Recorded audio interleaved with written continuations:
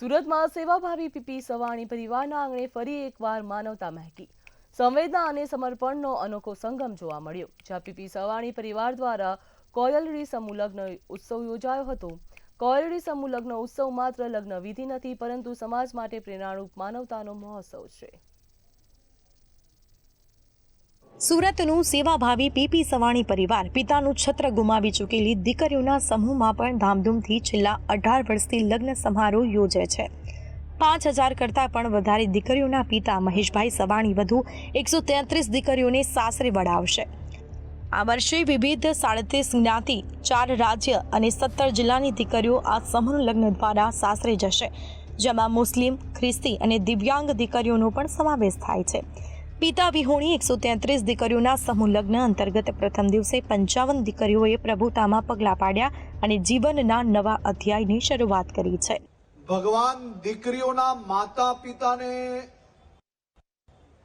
ક્યારે, કયા સમયે, ક્યારે એમનાથી છૂટા પાડી લીધા, પરંતુ ભગવાને એમને એક સહકુટુંબ તરીકે, મોટો પરિવાર તરીકે અને પિતા તરીકે મહેશભાઈને આપીને આ સૌ દીકરીઓની આંખોમાં નવો વિશ્વાસ, સાથે સાથે ચહેરા ઉપર ખુશી લાવવાનું કાર્ય એ સવાણી પરિવાર દ્વારા નિરંતર રૂપે ચાલી રહ્યું છે। આજે પીપી સવાણી પરિવાર દ્વારા આયોજિત કોયલડી લગ્નોત્સવની અંદર 133 દીકરીઓ પૈકી 23 દીકરીઓના લગ્ન ગારિયાધાર તાલુકાના મેકડા ગામ મુકામે સંપન્ન થયા અને આજના દિવસે 111 દીકરી પૈકી 55 દીકરીઓના લગ્ન આજે થનાર છે।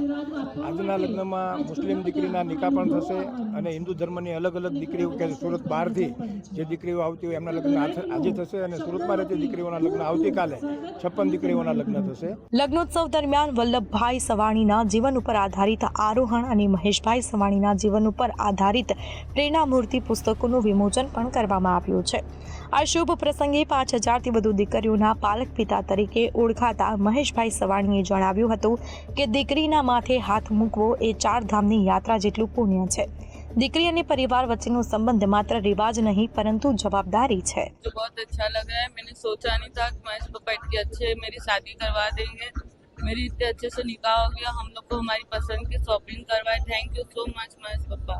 અહીંયા મેરેજ થવાથી મને ખૂબ સારું લાગે છે। મહેશ પપ્પા અમારી લાઈફમાં આવ્યા ત્યાંથી મને ખૂબ સરસ લાગે છે, ખૂબ જ સારું લાગે છે। મહેશ પપ્પાએ અમને બધાને ખૂબ જ સરસ વસ્તુ પણ લઈ આપી છે।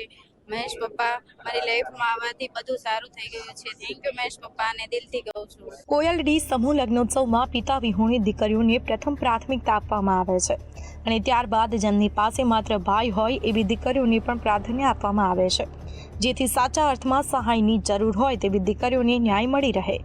સમૂહ લગ્નની આ પ્રેરણાદાયી પહેલે સમાજની અનેક સંસ્થાઓને નવી દિશા આપી છે અને માનવતાના મૂલ્યોને મજબૂત કર્યા છે। मेरी शादी 2016 में दिकरी दिलों दिलों में हुई थी और अल्हम्दुलिल्लाह जब से शादी हुई है मैं इस पप्पा कांटेक्ट में है और कुछ भी मुश्किल होती है पप्पा को मैसेज करते तो तुरंत ही आते हैं। मतलब जब से मेरे पप्पा की डेथ हुई थी तब से वो थे, अपन जब से यहाँ शादी हुई है तो पप्पा ने बहुत मतलब हमारी बहुत देख रेख करी है ना, बहुत अच्छा है। हमारी शादी दिकरी दिलों दिवो 2016 में हुई थी और जब से लेके आज तक मतलब पापा हमारे साथ ही है और मतलब मुस्लिम लड़कियों के लिए महेश पापा एक फरिश्ते के रूप में है। हमारी हर विश उन्होंने पूरी की है।